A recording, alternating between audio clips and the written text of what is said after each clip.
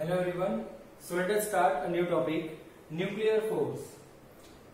In the previous lecture, we have completed all the numericals on the basis of atomic mass, average atomic mass and nuclear density. So in this lecture, we are going to discuss a very most important theory from chapter number 13, nuclear force and its properties. So first in introduction, then we will see properties. Properties के अंदर हम mainly इस 4 point को cover करेंगे. So first nuclear force जो हमने 11th standard में physical world chapter number 1 में हमने जो स्टडी किया था, strong nuclear force.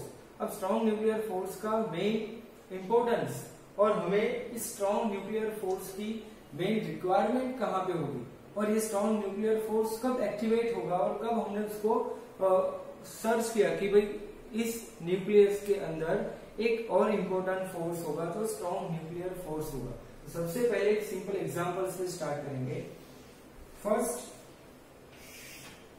For example we have one nucleus. अब न्यूक्लियस के अंदर कितने पार्टिकल्स होंगे और कौन से पार्टिकल्स होंगे. अब कितने पार्टिकल्स होंगे वो डिपेंड करेगा हमारा एटॉमिक नंबर, हमारा एलिमेंट नंबर कितना होगा उतने प्रोटॉन्स होंगे और न्यूट्रॉन की जो मेन क्वांटिटी होगी वो चेंज होती रहेगी, nucleus to nucleus, elements to elements. अब इस न्यूक्लियस के अंदर कौन से पार्टिकल्स होंगे तो first proton and second one neutron. और न्यूट्रॉन की कैरेक्टरिस्टिक हमने एक लेक्चर के अंदर स्टडी की थी कि न्यूट्रॉन के पास कोई चार्ज नहीं है, वो न्यूट्रल रेडिएशन है और इलेक्ट्रिक फील्ड या मैग्नेटिक फील्ड से वो रिफ्लेक्ट भी नहीं होगा. So chargeless particle plus charge particle it means proton, इस दोनों पार्टिकल्स को हमने इतनी छोटी स्पेस के अंदर रखा 10⁻⁴, 10⁻⁵ मीटर की रेडियस की स्पेस में. अब इसी न्यूक्लियस के अंदर अगर हम पॉजिटिव चार्ज पार्टिकल को इंक्रीज करते जाएंगे, पॉजिटिव पार्टिकल्स जितने इंक्रीज होंगे उतने ही दोनों प्रोटॉन के बीच में, दोनों पॉजिटिव पार्टिकल के बीच में कौन सा फोर्स होगा, रिपल्सिव, कूलम्बियन रिपल्सिव फोर्स. सो इस न्यूक्लियस की स्टेबिलिटी, इसके ऊपर एक क्वेश्चन आया. जब कूलम्ब्स लॉ हमने स्टार्ट किया, कूलम्ब्स लॉ को हमने रिप्रेजेंट किया चार्जेस के अकॉर्डिंग. अगर लाइक चार्जेस होंगे तो रिपल्सिव फोर्स होगा और अनलाइक चार्जेस होंगे तो अट्रैक्टिव फोर्स. जब हमारे पास कूलम्ब फोर्स की सारी कैरेक्टरिस्टिक है तब हमने न्यूक्लियस के ऊपर कंसंट्रेट किया कि अगर न्यूक्लियस के अंदर एक ही इतनी छोटी साइज के अंदर नंबर ऑफ प्रोटॉन्स इंक्रीज करते जाएंगे, मतलब एटॉमिक नंबर में जब हम इंक्रीज करते जाएंगे 1 2 3 4 अप टू 119 तक. फॉर एग्जांपल हमने 80 नंबर का एक एलिमेंट सिलेक्ट किया, इट मीन्स इतने छोटे साइज के अंदर 80 प्रोटॉन्स होंगे. दो प्रोटॉन के बीच में कितना इलेक्ट्रोस्टैटिक फोर्स होगा वो आप इजीली कैलकुलेट कर सकते हो, K Q1 Q2 R². Distance आप एवरेज 10⁻⁴ -15 मीटर ले सकते हो. सो इतने छोटे साइज के अंदर इतने नंबर ऑफ प्रोटॉन्स होंगे तो इतना रिपल्सिव फोर्स यहाँ पे इंक्रीज होगा कि ये न्यूक्लियस स्टेबल नहीं होगा. सो हमने जैसे इसका स्टडी स्टार्ट किया, जैसे हम एलिमेंट नंबर के ऊपर आगे चलते गए 1 2 3 4 5 अप टू 119 तक, तब हमने देखा काफी न्यूक्लियस हमारे स्टेबल होंगे और ऐसे न्यूक्लियस जो स्टेबल नहीं होंगे उसको हमने एक अलग सीरीज में रखा, रेडियो एक्टिव एलिमेंट्स. जो अपने आप न्यूक्लियस अनस्टेबल होगा तब अपने आप वो अल्फा बीटा या गामा रेडिएशन वहां से एमिट करेंगे. सो हमारे पास ऐसे भी न्यूक्लियस है जिसका एटॉमिक नंबर जो रेडियो एक्टिव एलिमेंट है हमारा उससे भी ज्यादा होगा. फॉर एग्जाम्पल 90 या फिर हम लोग बात करेंगे थोरियम की, तो ये जो थोरियम एलिमेंट है जिसका एटॉमिक नंबर होगा 90, उससे आगे भी हम जाएंगे. फॉर एग्जांपल 102 या 103, तो ये वाला एलिमेंट भी हमारा स्टेबल होगा कंपेयर टू थोरियम. सो ये कैसे पॉसिबल होगा कि हमारे पास जब नंबर ऑफ प्रोटॉन्स इंक्रीज होते जाएंगे तो हमारा न्यूक्लियस अनस्टेबल होता जाएगा ड्यू टू रिपल्सिव फोर्स, तब भी वो न्यूक्लियस स्टेबल है. तो उसकी स्टेबिलिटी का मेन रीजन क्या होगा, स्ट्रॉन्ग न्यूक्लियर फोर्स, जो हम आज इस लेक्चर में स्टडी करने वाले हैं. सो स्ट्रॉन्ग न्यूक्लियर फोर्स, सबसे पहले तो नाम से पता चलेगा स्ट्रॉन्ग न्यूक्लियर. न्यूक्लियर का मतलब वो न्यूक्लियस के अंदर ही होगा, इट मीन्स उसकी रेंज हमें पता चलेगी. सेकेंड वन, शॉर्ट और या फिर स्ट्रॉन्ग न्यूक्लियर, स्ट्रॉन्ग का मतलब कि जो हमने 4 फंडामेंटल फोर्स स्टडी किए थे उसमें स्ट्रॉन्गेस्ट फोर्स होगा स्ट्रॉन्ग न्यूक्लियर फोर्स। सो ऐसी बेसिक कैरेक्टरिस्टिक हमने ऑलरेडी 11th स्टैंडर्ड में भी स्टडी की थी। नाउ नेक्स्ट वन, अगर ये न्यूक्लियस हमारा स्टेबल होगा, इट मीन्स कि उसके अंदर जो प्रोटॉन्स होंगे उस प्रोटॉन के बीच में जो रिपल्सिव फोर्स होगा उसको बैलेंस करने के लिए हमें अट्रैक्टिव फोर्स चाहिए। सो इसका मतलब हमने ये मान लिया कि इनिशियली ये जो न्यूक्लियर फोर्स होगा, जो शॉर्ट रेंज होगा, वो न्यूक्लियर फोर्स अट्रैक्टिव होगा, इसीलिए ये प्रोटॉन के रिपल्सिव फोर्स को बैलेंस करेगा। बट यहां से ये भी एक चीज गलत हो गई कि न्यूक्लियर फोर्स हमारा ओनली अट्रैक्टिव नहीं हो सकता, वो डिपेंड करेगा कि हमारे न्यूक्लियस के अंदर जो न्यूक्लियॉन्स होंगे, न्यूक्लियॉन्स मतलब प्रोटॉन एंड न्यूट्रॉन, उनके बीच का एवरेज डिस्टेंस, उस डिस्टेंस के ऊपर डिपेंड करेगा कि वो स्ट्रॉन्ग न्यूक्लियर फोर्स अट्रैक्टिव होगा या रिपल्सिव होगा। एक मोमेंट पे, एक कंडीशन के बाद अगर ये दोनों फोर्स स्टेबल हो गए, मतलब कि जितना रिपल्सिव फोर्स होगा उतना ही अट्रैक्टिव फोर्स, तब हमारा न्यूक्लियस स्टेबल होगा। बट जिस कंडीशन में अगर रिपल्सिव फोर्स इंक्रीज हो जाएगा compare to attractive force, then we can say कि ये न्यूक्लियस अनस्टेबल है। तभी इस न्यूक्लियस के अंदर से alpha, beta and gamma radiation बाहर निकलेंगे, जिसको हमने रेडियो एक्टिव एलिमेंट्स की अलग सीरीज में रखा है। तो ये हम लोग बाद में डिस्कस करेंगे रेडियो एक्टिविटी। बट अब यहाँ पे एक तो स्ट्रॉन्गेस्ट इंटरेक्शन, नाम से ही पता चलेगा स्ट्रॉन्ग न्यूक्लियर फोर्स मतलब स्ट्रॉन्ग होगा वो। Second one short range force, जो न्यूक्लियर फोर्स अगर नाम दिया हमने तो न्यूक्लियस के अंदर ही होगा, मतलब उसकी रेंज 10⁻⁴, 10⁻⁵ की रेंज में होगा। तो ये दोनों पॉइंट।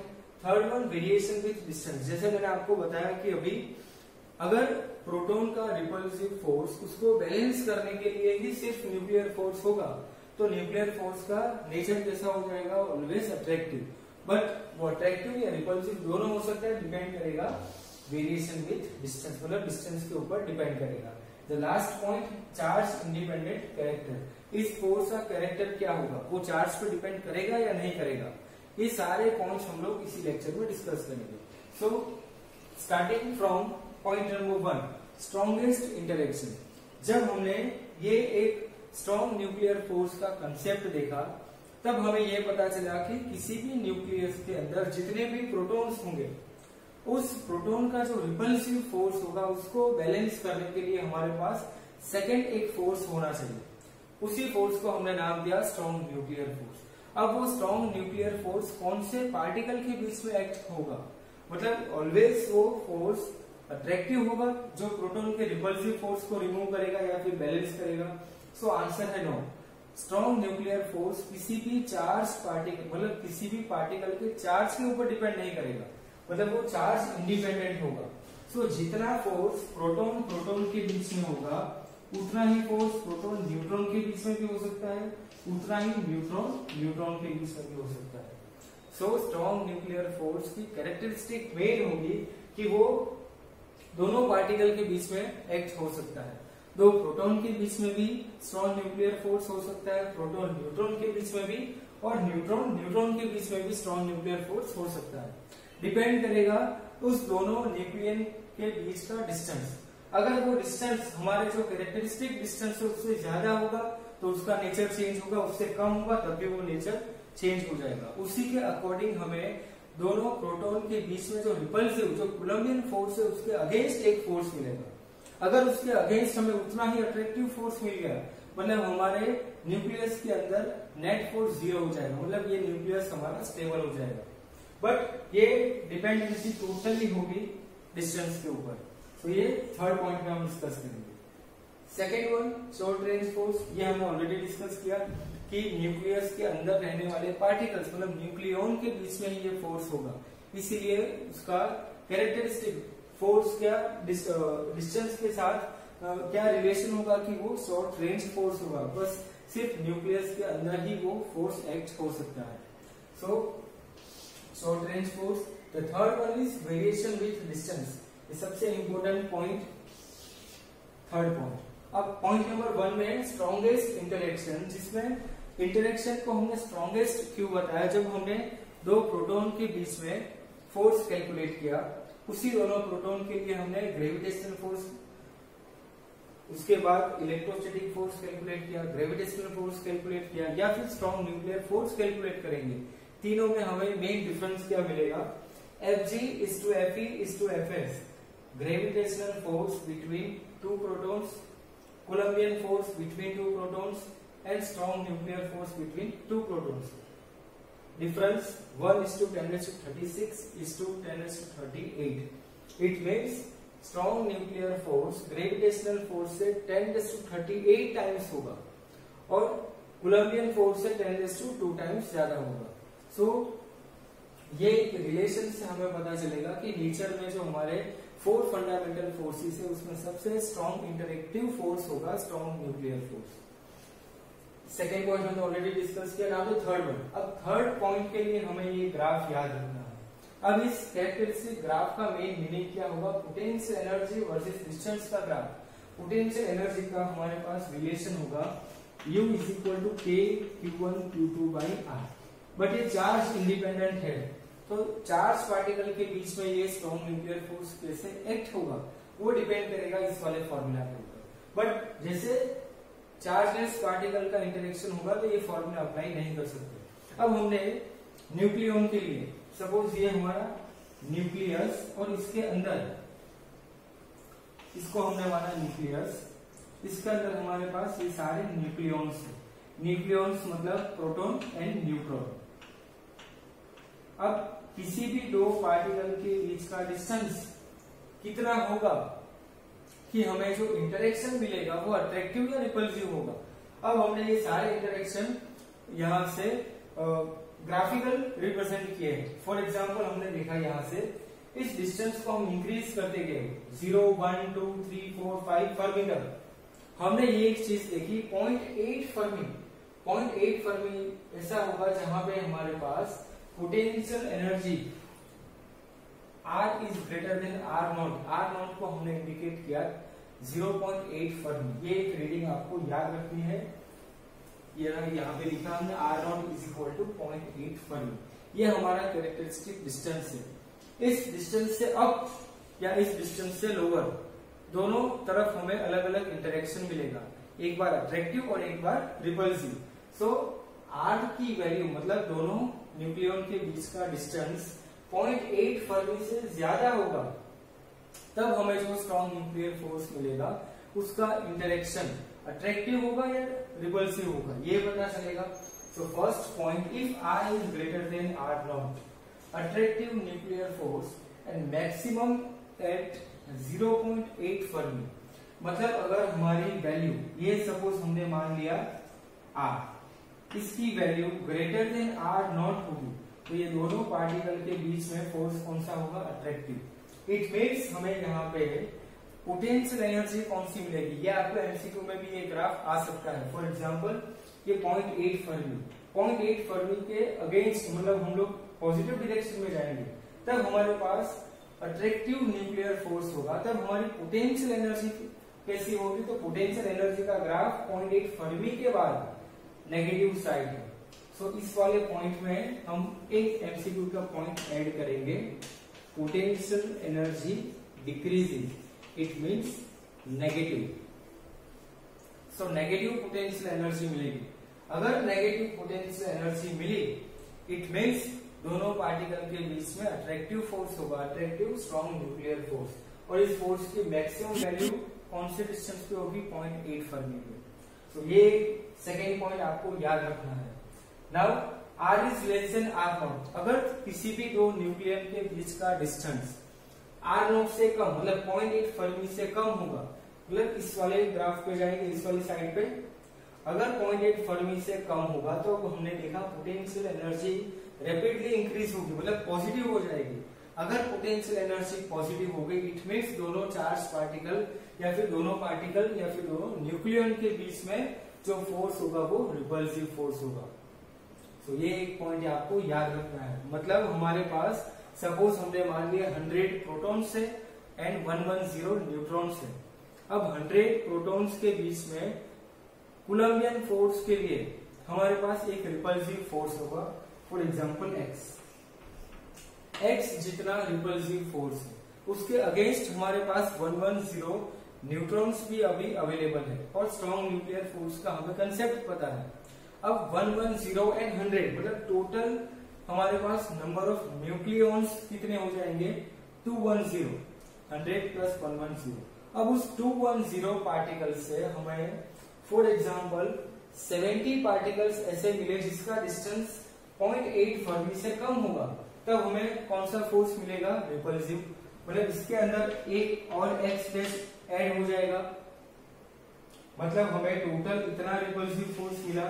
अब उसी के अगेंस्ट में अगर 210 में से 70 न्यूक्लियॉन्स को हमने r is less than r not distance पे रखा, तब हमें और भी रिपल्सिव फोर्स मिला। तो total repulsive force in the nucleus हमारा हो जाएगा x प्लस एक्स डैश, मतलब हमारा रिपल्सिव फोर्स और भी इंक्रीज हो गया। अब बाकी जो पार्टिकल्स बचे हमारे 140, अब ये 140 पार्टिकल्स का डिस्टेंस r नॉट से ग्रेटर होगा, मतलब 0.8 फर्मी से ग्रेटर, तब हमारे पास उतना ही अट्रैक्टिव फोर्स इंक्रीज हो जाएगा।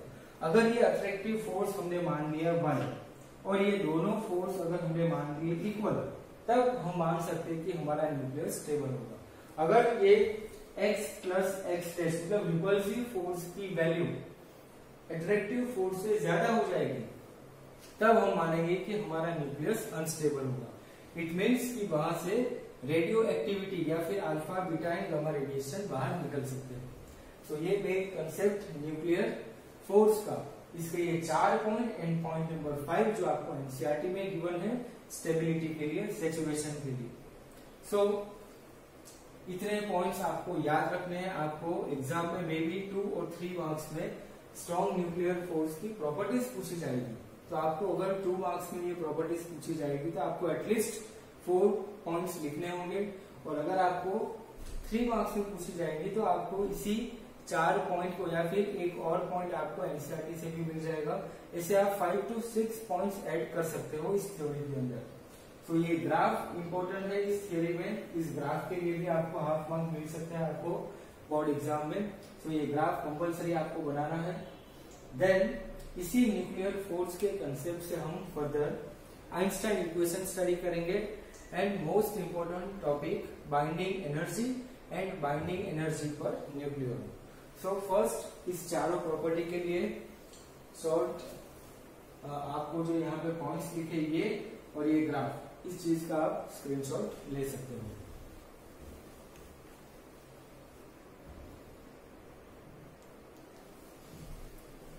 सो now one more topic, mass energy conversion. अब Einstein special theory of relativity, उस थ्योरी के अकॉर्डिंग जो फेमस इक्वेशन है E is equal to mc²। अब इस इक्वेशन का हम बाइंडिंग एनर्जी कैलकुलेट करने में यूज करेंगे। मतलब अगर हमने किसी भी न्यूक्लियस के किसी भी एटम का मास कैलकुलेट करना होगा, एक तो एटम का मास कैलकुलेट करने के लिए हमारे पास मास स्पेक्ट्रोमीटर होगा। उसी एटम के मास से अगर हमने इलेक्ट्रॉन का मास माइनस किया, तब हमें जो मास मिलेगा वो होगा मास of proton plus mass of neutron. It means mass of the nucleus. और सेकेंड मेथड होगी, अगर हमने किसी भी एलिमेंट के लिए ZA, Z मतलब एटॉमिक नंबर, एटॉमिक नंबर का मतलब क्या होगा number of protons, and capital A means atomic mass number, it means number of protons plus number of neutrons. अगर हमने एक प्रोटॉन का मास पता है mp, मास ऑफ प्रोटॉन, अगर हमारे पास Z नंबर ऑफ प्रोटॉन्स होंगे तो total mass of proton is equal to ZmP। अब कितने न्यूट्रॉन्स होंगे, तो न्यूट्रॉन के लिए A माइनस Z, एक न्यूट्रॉन का मास, तब हमें मिलेगा मास ऑफ द न्यूक्लियस। तो ये अलग अलग मेथड से हम न्यूक्लियस का मास कैलकुलेट कर सकते हैं। एक्सपेरिमेंटली मेथड हमारी ये होगी कि मास स्पेक्ट्रोमीटर से एटम का मास कैलकुलेट करेंगे, उसी में से इलेक्ट्रॉन का मास माइनस करेंगे, तब भी हमें न्यूक्लियस का मास मिलेगा। और सेकंड मेथड डायरेक्टली मैथमेटिकल हमने कैलकुलेशन किया, जितने नंबर ऑफ प्रोटॉन्स उतने नंबर ऑफ न्यूट्रॉन भी हमने कैलकुलेट किए और दोनों के मास को मल्टीप्लाई करके फाइनल मास ऐड कर लिया। मतलब इस एलिमेंट के अंदर Z नंबर ऑफ प्रोटॉन्स हो गए और एक प्रोटॉन का मास mp, तो Z प्रोटॉन के लिए मास होगा Zmp। अब उसी एलिमेंट के अंदर a माइनस जेड नंबर जितने न्यूट्रॉन्स होंगे, एक न्यूट्रॉन का मास mn, तो n न्यूट्रॉन्स के लिए n टाइम्स मास हो जाएगा which is equal to mass of the nucleus. दोनों अलग अलग मेथड से हम मास कैलकुलेट कर सकते हैं, बट हमें दोनों मेथड से जो मास मिला उस मास के अंदर एक डिफेक्ट मिली, मतलब दोनों वैल्यू हमारी सेम नहीं होगी, कुछ ना कुछ मास वहां पे मिसिंग होगा, वो मास का एनर्जी में कन्वर्जन होगा। यही थियरी हमने आइंस्टाइन ने दी थी, मास एनर्जी कन्वर्जन। मतलब इस फॉर्मूला से एनर्जी को मास में कन्वर्ट कर सकते हैं हम और मास को एनर्जी में। अगर किसी भी न्यूक्लियस से 1 AMU जितना मास भी कम हो गया, मतलब वो मास कितनी एनर्जी में कन्वर्ट होगा ये भी हम इजीली कैलकुलेट कर सकते हैं। इसी के बेस पे हम नेक्स्ट लेक्चर से binding energy and binding energy per nucleon की थ्योरी स्टार्ट करेंगे। तो ये एक आपको बेसिक फॉर्मूला याद रखना है। जब हमने मास डिफेक्ट कैलकुलेट किया तब हमें पता चला इसी फॉर्मूला को हमने रीफॉर्म में लिखा delta m into c square. अब ये डेल्टा m कैसे फाइंड आउट करेंगे और इसको हम कैसे कैलकुलेट कर सकते हैं वो विथ एग्जांपल हम नेक्स्ट लेक्चर से स्टार्ट करेंगे विथ बाइंडिंग एनर्जी। सो अभी के लिए आपको ये सिर्फ मास एनर्जी कन्वर्जन का बेसिक इक्वेशन याद रखना है। इसी इक्वेशन के बेस पे अगर हमें पूछा जाएगा कि 1 AMU मास को एनर्जी में कन्वर्ट करो और उस एनर्जी को आपको कन्वर्ट करना है मेगा इलेक्ट्रॉन वोल्ट में, तब उसका आंसर हमारे पास क्या होगा।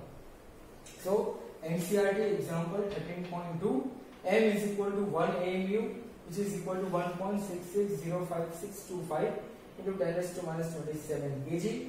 एनर्जी कैलकुलेट करनी है वो भी मेगा इलेक्ट्रॉन वोल्ट में, and c it means speed of flight 2.9979 into 10 raised to 8 metre per second. अब इसी क्वेश्चन को हम सॉल्व करेंगे तब हमें एनर्जी मिलेगी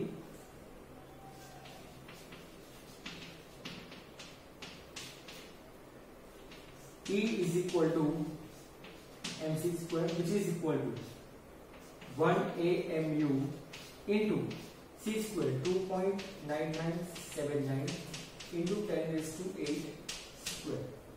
1 AMU it means 1.660565 into 10 raised to minus 27 into 2.9979 into 10 raised to 8 whole square। अब इसी एनर्जी का आंसर हमारे पास जूल में आएगा, हम उसी एनर्जी को इलेक्ट्रॉन वोल्ट में कन्वर्ट करेंगे और उसी इलेक्ट्रॉन वोल्ट का मेगा इलेक्ट्रॉन वोल्ट में कन्वर्जन, इट मींस हमारे पास जो फाइनल आंसर होगा 1.4924 into 10 raised to minus 10 energy in terms of joule. अब जब हम इसी वैल्यू को इलेक्ट्रॉन वोल्ट में कन्वर्ट करेंगे तो divide by 1.602 into 10 raised to minus 19 divide करेंगे। अब मेगा इलेक्ट्रॉन वोल्ट में मतलब हमें 10 raised to plus 6 करना होगा। अगर इसी वैल्यू में 10 raised to plus 6 करेंगे तो हमारा जो फाइनल आंसर होगा ये होगा मेगा इलेक्ट्रॉन वोल्ट में।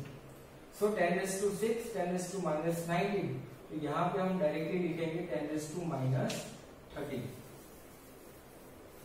अब इसका आंसर हम कैलकुलेट करेंगे तब हमारे पास फाइनल आंसर होगा मेगा इलेक्ट्रॉन वोल्ट में।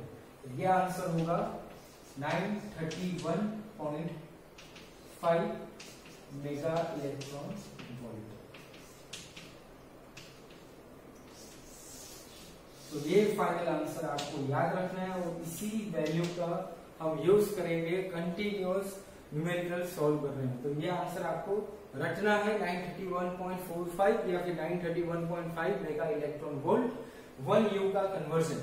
अगर आपको किसी के न्यूमेरिकल में पूछा जाएगा कि हमें मास डिफेक्ट से टोटल एनर्जी कैलकुलेट करनी हो, ये मास डिफेक्ट की वैल्यू हमें मिलेगी 2.00916 U। अब इतने मास का एनर्जी में कन्वर्जन कितना होगा, तब हम क्या करेंगे, ये इतने मास को U से किलोग्राम में कन्वर्ट करेंगे, मतलब 2.00916 into this value into c square, इसके बाद उसका calculation divide by electron volt से मेगा इलेक्ट्रॉन, उसके बाद हम फाइनल आंसर लेंगे। बट अगर हमें 1 U का कन्वर्जन याद होगा तब हम क्या करेंगे, डायरेक्टली इसी वैल्यू को मल्टीप्लाई करेंगे 931.45 MeV, तब हमें डायरेक्टली इसी मास के लिए एनर्जी का रिलेशन मिलेगा MeV। तो इसीलिए ये वैल्यू को आपको याद रखनी है 931.45 या फिर 931.5 MeV। इसी वैल्यू को हम यूज करेंगे न्यूमेरिकल्स में। सो नेक्स्ट लेक्चर से स्टार्ट करेंगे binding energy and binding energy पर टेक द स्क्रीनशॉट।